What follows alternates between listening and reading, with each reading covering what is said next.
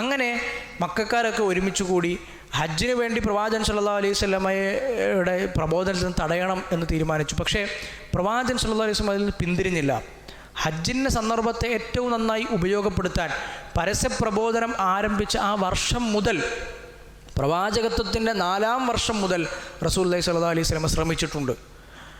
ഉക്കാദ് ചന്തയിലും അതുപോലെ തന്നെ വിവിധ ചന്തകൾ, മജന്ന ചന്തയിൽ, ദുൽമജാസിൽ, അങ്ങനെ അറബികളുടെ പ്രധാനപ്പെട്ട ചന്തകളിൽ, ഹജ്ജിൻ്റെ വേളകളിലോ എല്ലാ സ്ഥലത്തും റസൂലുള്ളാഹി സ്വല്ലല്ലാഹു അലൈഹി വസല്ലം പ്രബോധനത്തിനായി ആളുകളെ ക്ഷണിക്കാനായി തനിക്ക് പറയാൻ കഴിയുന്ന സന്ദർഭങ്ങളിലൊക്കെ പറയാനായി പ്രവാചകൻ പ്രബോധനത്തിനായി ഇറങ്ങിയിട്ടുണ്ട്.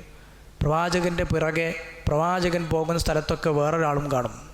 പ്രവാചകൻ്റെ ശത്രുക്കളിൽ അബൂലഹബും കാണും. അത് ഹദീസിൽ തന്നെ നമുക്ക് മനസ്സിലാക്കാൻ കഴിയും.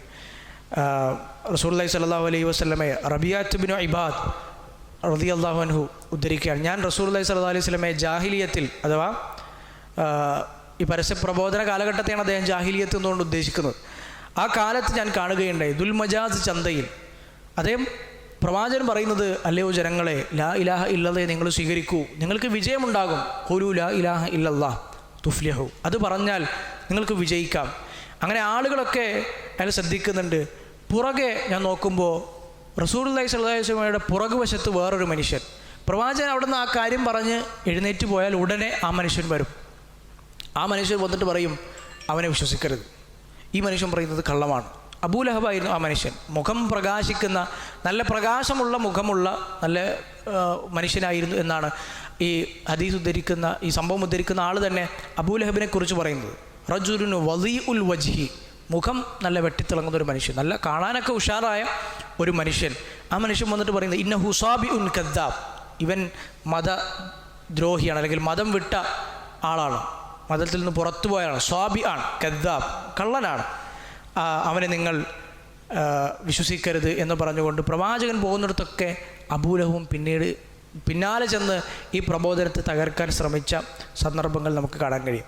അവസാനം ഹജ്ജിനായി വന്ന ആളുകൾ ഈ കാര്യങ്ങളൊക്കെ അറിയുകയും അറബികളൊക്കെ ഈ കാര്യങ്ങൾ ഏകദേശം അറിയുന്നൊരവസ്ഥയൊക്കെ ഉണ്ടാകുമ്പോൾ ഹജ്ജിന് വന്ന ആളുകളൊക്കെ നാടുകളിലേക്ക് പിരിഞ്ഞുപോയി.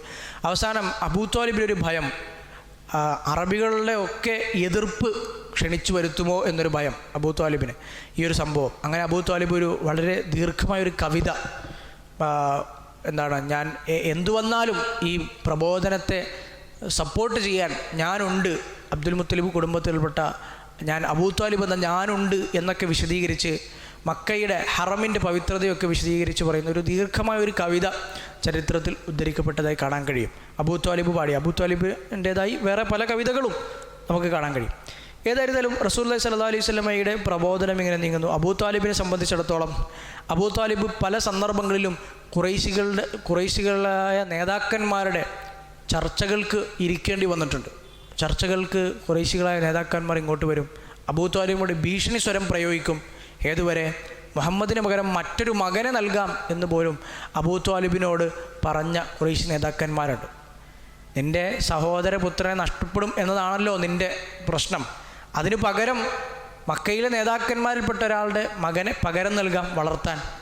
അബൂ ത്വാലിബ് തിരിച്ചു ചോദിക്കും, എൻ്റെ മകനെ കൊല്ലാനായി നിങ്ങൾക്ക് വിട്ടു തന്നിട്ട് നിങ്ങളുടെ മകനെ ഞാൻ പാലൂട്ടി വളർത്തണം അല്ലേ എന്ന് അബൂ ത്വാലിബ് തിരിച്ചു ചോദിക്കുന്ന സന്ദർഭങ്ങൾ നമുക്ക് കാണാൻ കഴിയും. പല രൂപത്തിൽ മക്കയിലെ ഖുറൈശികൾ പ്രബോധനത്തെ നശിപ്പിക്കാൻ ശ്രമിച്ചിട്ടുണ്ട്. അതിലൊന്ന് ഈ വഹയിൽ സംശയമുണ്ടാക്കുക എന്നതായിരുന്നു. ഈ വഹി പ്രവാചകൻ അള്ളാഹുവിൽ നേടിയെടുത്തതല്ല, അള്ളാഹുവിൽ നിന്നുണ്ടായതല്ല, പ്രവാചകൻ ഉണ്ടാക്കിയതാണ് എന്നൊരു സംശയം. അതായിരുന്നു ഖുറൈശികൾ സ്വീകരിച്ച ആദ്യത്തെ ഒരു നിലപാട്. അത് അള്ളാഹു സുബ്ഹാനഹു വ തആല തന്നെ വിശുദ്ധ ഖുർആനിലൂടെ പറയുന്നത് പോലെ, അവർ പറയുന്ന ആളുകൾ ഇന്നമാ യുഅല്ലിമുഹു ബഷർ, വിശുദ്ധ ഖുർആൻ അള്ളാഹുവിൽ നിന്നല്ല, അതൊക്കെ മനുഷ്യരുണ്ടാക്കിയതാണ് എന്നതായിരുന്നു മറ്റുള്ളവരിൽ നിന്ന് തെറ്റിക്കാൻ അവർ ആദ്യം കണ്ട മാർഗങ്ങളിലൊന്ന്. അവർ പറഞ്ഞു, വലഖദ് നഅലമു അന്നഹും യഖൂലൂൻ ഇന്നമാ യുഅല്ലിമുഹു ബഷർ, ഇതൊരു മനുഷ്യരുണ്ടാക്കിയതാണ്, ഇത് മുഹമ്മദിൻ്റെ സൃഷ്ടിയാണ്. വേറെ ചില ആളുകൾ പറഞ്ഞു, ഇത് വിശുദ്ധ ഖുർആൻ പാരായണം ചെയ്യുമ്പോൾ ഇൻഹാദ ഇല്ല അസാത്തീറുൽ അവ്വലീൻ, ഇതൊക്കെ മുമ്പ് കഴിഞ്ഞു പോയ ചില കെട്ടുകഥകളാണ്, മുമ്പുണ്ടായിരുന്ന ചില അസാത്തീറുകളാണ്, അതൊക്കെ മുമ്പേ ഉള്ളതാണ്, ഇത് മുഹമ്മദ് പുതുതായിട്ട് കൊണ്ടുവന്നതുമല്ല സല്ലല്ലാഹു അലൈഹി വസല്ലം എന്ന് പറഞ്ഞ ആളുകളുണ്ട്.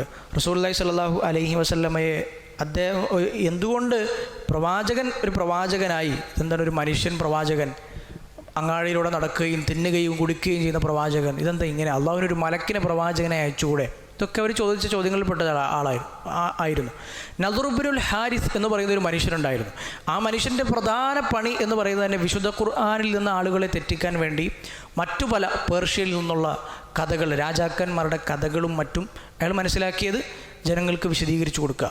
ഖുർആൻ റസൂലുള്ളാഹി സ്വല്ലല്ലാഹു അലൈഹി വസല്ലമ പ്രബോധനം ചെയ്യുന്നതിൽ തടയാൻ വേണ്ടി ആളുകൾക്ക് ഇഷ്ടമുള്ള രസകരമായ കഥകളൊക്കെ കൊണ്ടുവന്ന് ആളുകൾക്കിടയിൽ പ്രചരിപ്പിക്കുക എന്നതായിരുന്നു അയാളുടെ പ്രധാന പണി തന്നെ. അതുപോലെ തന്നെ വിശുദ്ധ ഖുർആനിൽ അല്ലാഹു സുബ്ഹാനഹു വ തആല വൈലുൽ ലികുല്ലി അഫാക്കിൻ അസീം എന്ന് പറഞ്ഞ് കളവുണ്ടാക്കുന്ന പാപിയായ, വ്യാജം പറയുന്ന അവന് നാശമുണ്ടാകട്ടെ എന്ന് പറഞ്ഞ് സൂചിപ്പിക്കുന്ന ആയത്തുകൾ അല്ലാഹു സുബ്ഹാനഹു വ തആല ഈ നദർ ഇബ്നുൽ ഹാരിസ് എന്ന മനുഷ്യൻ്റെ വിഷയത്തിൽ അവതരിപ്പിച്ചതാണ് എന്ന് മുഫസ്സിറുകൾ ഉദ്ധരിച്ചതായി നമുക്ക് കാണാൻ കഴിയും. വേറെ ചില ആളുകൾ റസൂലുള്ളാഹി സ്വല്ലല്ലാഹു അലൈഹി വസല്ലമയുടെ പ്രബോധനത്തിൽ നിന്ന് ആളുകളെ തെറ്റിക്കാൻ കണ്ട മാർഗം പരിഹസിക്കുക എന്നതായിരുന്നു. വെറും പരിഹാസം. വിശുദ്ധ ഖുർആൻ ഓതാൻ തുടങ്ങിയാൽ പരിഹാസം കൊണ്ട് ആളുകളെ മൂടുക.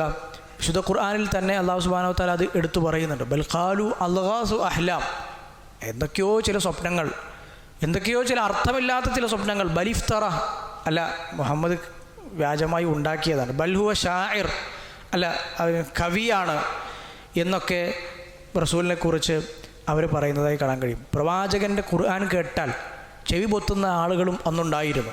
അതും അല്ലാഹു സുബ്ഹാനഹു വ തആല തന്നെ എടുത്തു പറയുന്നുണ്ട്. അവർ പറയുന്നത് ഖുലൂബുനാ ഫീ അകിന്ന, ഞങ്ങളുടെ ഹൃദയങ്ങളൊക്കെ മൂടിപ്പൊതിഞ്ഞ് വെച്ചിരിക്കുകയാണ്, കേൾക്കാൻ നമ്മൾ തയ്യാറല്ല.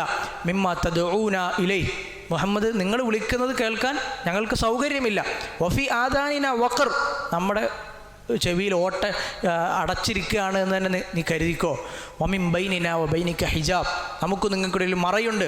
ഫഅമൽ ഇന്നനാ ആമിലൂൻ, എന്താ വെച്ചാൽ നിങ്ങൾ കാട്ടിക്കോ, ഞങ്ങൾ എന്താ വെച്ചാൽ ഞങ്ങളും അത് പ്രവർത്തിച്ചോളാം എന്ന് അവർ പറയുന്ന രംഗങ്ങൾ വിശുദ്ധ ഖുർആൻ തന്നെ എടുത്ത് പറയുന്നതായി കാണാൻ കഴിയും. ഒരിക്കൽ അബൂജഹൽ റസൂലുള്ളാഹി സ്വല്ലല്ലാഹു അലൈഹി വസല്ലമയുടെ ഉപദ്രവങ്ങളിൽ ഏർപ്പെട്ടു വരുന്ന അബൂജഹലുമായി ബന്ധപ്പെട്ട് ചില സംഭവങ്ങൾ ഈ ഒരു കാലഘട്ടത്തിൽ ഉണ്ടായതായി നമുക്ക് കാണാം. റസൂലുള്ളാഹി സ്വല്ലല്ലാഹു അലൈഹി വസല്ലമയെ വളരെയധികം പരിഹസിച്ചിരുന്ന ഒരു മനുഷ്യനായിരുന്നു അബൂജഹലാണ്. റസൂലുള്ളാഹി സ്വല്ലല്ലാഹു അലൈഹി വസല്ലമയോട് പറയുന്നത്, ഇതൊക്കെ സത്യമാണ് എങ്കിൽ, ഓക്കെ നീ വിശുദ്ധ ഖുർആൻ പറയുന്നത് ഒക്കെ സത്യമാണ് എങ്കിൽ ആകാശത്ത് നിന്ന് നീ കല്ലുമഴ പെയ്യിപ്പിക്കൂ. റസൂലുള്ളാഹി സ്വല്ലല്ലാഹു അലൈഹി വസല്ലമയെ പരിഹസിക്കുകയാണ്. ഫഅംതിർ അലൈനാ ഹിജാറത്തൻ മിനസ് സമാ, കല്ല് മഴ പെയ്യട്ടെ. അവിഅ്തിനാ ബി അദാബിൻ അലീം, അല്ലെങ്കിൽ വലിയ ശിക്ഷ, വേദനാജനകമായ ശിക്ഷ നമുക്ക് ഉണ്ടാകട്ടെ എന്നൊക്കെ അബൂജഹൽ പറയുകയുണ്ടായി. ഭ്രാന്തനാണ് എന്ന് റസൂലുള്ളാഹി സ്വല്ലല്ലാഹു അലൈഹി വസല്ലമയെ ആക്ഷേപിക്കുകയുണ്ടായി ചില ആളുകൾ. അതുപോലെ അബൂലഹബിൻ്റെ ഭാര്യ നമ്മൾ സൂറത്തുൽ മസദിൽ അവസാനം കാണുന്ന ആ സ്ത്രീ, അർവ എന്നായിരുന്നു അവരുടെ പേര്. അവർ റസൂലുള്ളാഹി സ്വല്ലല്ലാഹു അലൈഹി വസല്ലമയ്ക്ക് 2-3 ദിവസം വഹി ലഭിക്കാതിരിക്കുന്ന സന്ദർഭങ്ങളിൽ അവർ വന്നിട്ട് പ്രവാചകൻ്റെ അബൂബക്കർ സിദ്ദീഖ് റളിയല്ലാഹു അൻഹുവിനൊക്കെ ചോദിക്കും, എന്താ മുഹമ്മദിൻ്റെ ശൈത്താൻ 2-3 ദിവസമായി കാണുന്നില്ലല്ലോ? പരിഹസിക്കാൻ ചോദിക്കുന്നതാണ്. ചില മുഫസ്സിറുകൾ ആ വിഷയത്തിലാണ് അല്ലാഹു സുബ്ഹാനഹു വ തആല സൂറത്തുൽ ളുഹ അവതരിപ്പിച്ചത് എന്ന് പറഞ്ഞിട്ടുണ്ട്. അല്ലാഹു താങ്കളെ കൈവിട്ടിട്ടില്ല, താങ്കളെ കൈവടിഞ്ഞിട്ടില്ല എന്ന് തുടങ്ങുന്ന സൂറത്തുൽ ളുഹ. അതുപോലെ തന്നെ ശാരീരികമായ ഉപദ്രവങ്ങളും റസൂലുള്ളാഹി സ്വല്ലല്ലാഹു അലൈഹി വസല്ലമയെയും വിശ്വസിച്ച ആളുകളെയും ഏൽപ്പിക്കാൻ അവർ ശ്രമം നടത്തിയിട്ടുണ്ട്. ഒരുപാട് നാവ് കൊണ്ടുള്ള ഉപദ്രവങ്ങൾ കഴിയുന്നത്ര ചെയ്ത് ഇനി പ്രവർത്തികൾ കൊണ്ടുള്ള ഉപദ്രവങ്ങളിലേക്ക് കടക്കാം എന്ന് അവർ തീരുമാനിക്കുന്ന സന്ദർഭം നമുക്ക് കാണാൻ കഴിയും. ഫിർഔൻ മൂസാ നബി അലൈഹിസ്സലാമിനെ വിശ്വസിച്ച ആളുകളോട് പറഞ്ഞതുപോലെ ശാരീരികമായി ഉപദ്രവിക്കുന്ന, പീഡനങ്ങൾക്ക് അവരെ വിധേയരാക്കുന്ന ആ ഒരു തലത്തിലേക്ക് മക്കയിലെ ഖുറൈശികൾ മാറുകയുണ്ടായി. പരിഹാസവും അതുപോലെ തന്നെ ഇത്തരത്തിലുള്ള വാക്കുകൾ കൊണ്ടുള്ള കാര്യങ്ങളുമൊക്കെ നിർത്തി ഇനി അവരെ ശാരീരികമായി തന്നെ അവരെ ഉപദ്രവിക്കാം എന്ന രൂപത്തിലേക്ക് കാര്യങ്ങൾ മാറി